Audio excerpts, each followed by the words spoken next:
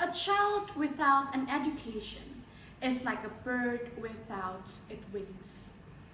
I believe that phrase from the Tibetan proverb really sums up on how an education is a really important part of our life, especially for children. If a child is like a bird, then education is like its wings.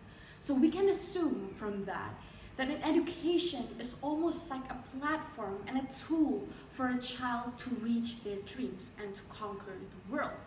So an education is something that all children must have. But we know that the reality is not like that.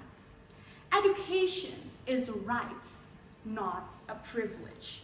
But we know that the reality right now is that education is almost like a privilege because not every child in the world is able to earn that.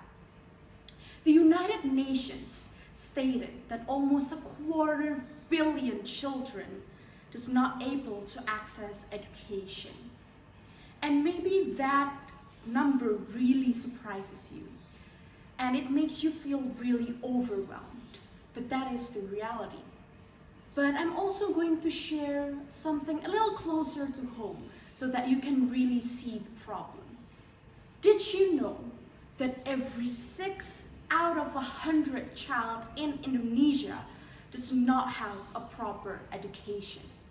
There may be various reasons, personal or maybe technical, but we're going to talk about the technical problem. We know that Indonesia is such a huge country on scale, with thousands of islands, with millions of children and probably billions of people.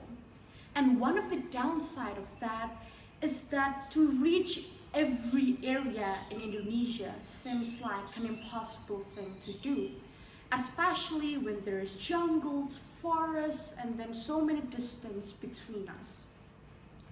But one of the most important problem in our education system is that it is not accessible for everyone. And I know it is so much easier said than done, but it is so weird that there's only a few children that can earn education. We must make sure that education is something accessible for everyone. Because an education is a human right. There's no political statement, there's no social issue. No, it is an independent concern and it is a human right.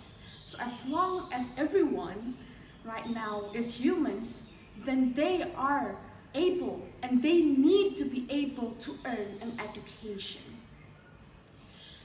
I've heard so many news, I've read so many news about how a child needs to walk for 15 kilometers to be able to go to school or cross a dangerous river for them to be able to enter a classroom. That really hurts my feeling to be able to hear that kind of news because no child is allowed to suffer that much, to struggle that much to be able to earn an education. There's a regulation that every child should enter an education facility, and even our government promised that in our legal constitution. But that is the sad reality, that not every child is able to do that.